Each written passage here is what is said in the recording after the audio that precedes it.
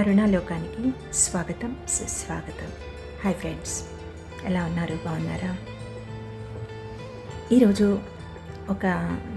నేను సొంత నా అనుభవంలో నేర్చుకున్న ఒక ముఖ్యమైన శ్వాసక్రియ దాని గురించి నేను మీకు చెప్తాను.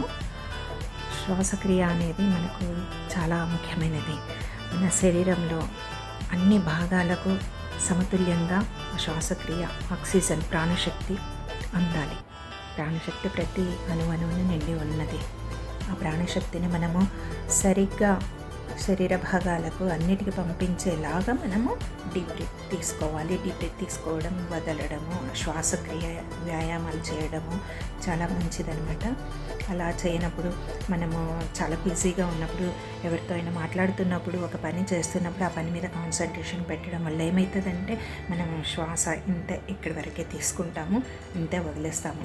సరిగ్గా మాట్లాడేటప్పుడు, మనం ఇతరులతో మాట్లాడేటప్పుడు శ్వాస సరిగ్గా తీసుకోము. అయితే మనము దాని మీద, శ్వాసక్రియ మీద చాలా శ్రద్ధ పెట్టాలి.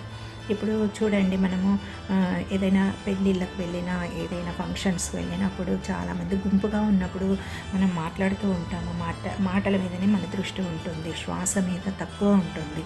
శ్వాస అనేది సింపుల్గా తీసుకోవడం వదలడం, మాట్లాడడమే ఎక్కువ చేస్తాం.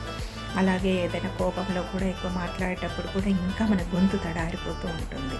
ఇదంతా శ్వాసక్రియ కరెక్ట్గా తీసుకోవాలి. అయితే నాకు ఒకసారి ఏమైందంటే, ఒకసారి మా కిచెన్లో సింక్ ఒక మూలకు ఉంది, సరిగ్గా వాళ్ళు కన్స్ట్రక్షన్ లేదు. అప్పుడు నేను గిన్నెలు తోమడానికి ఇట్లా వంగి తోమాల్సి వచ్చేది అనమాట. అంటే ఆ గిన్నె తోమేప్పుడు మనము కాన్సన్ట్రేషన్ అంతా దాని మీద పెడతాం కదా. అలా కొన్ని రోజులు చేసిన తర్వాత ఈ మోచేయి బాగా నొప్పి అనమాట. అసలు నాకు కప్పు కూడా ఇలా ఫింగర్స్తో అంటే పట్టుకోలేకపోయేదాన్ని. అసలు అంత నొప్పి.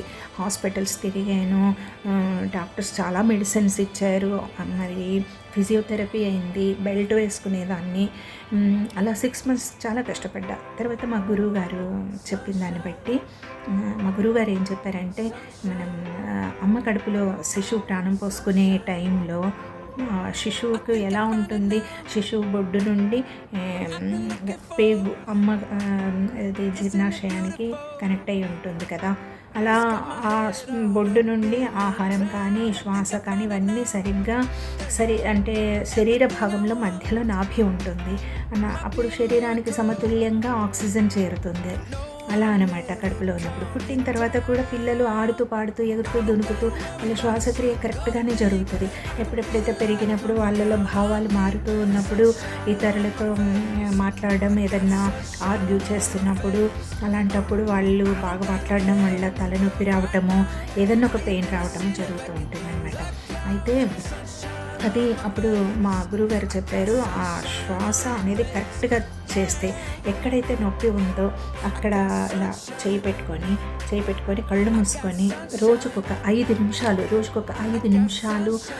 10 నిమిషాలు కూడా, 10 నిమిషాలైనా 5 నిమిషాలైనా శ్వాసక్రియ కరెక్ట్గా చేస్తే తప్పకుండా అక్కడికి ప్రాణశక్తి అంది ఉపశమనం కలుగుతుంది.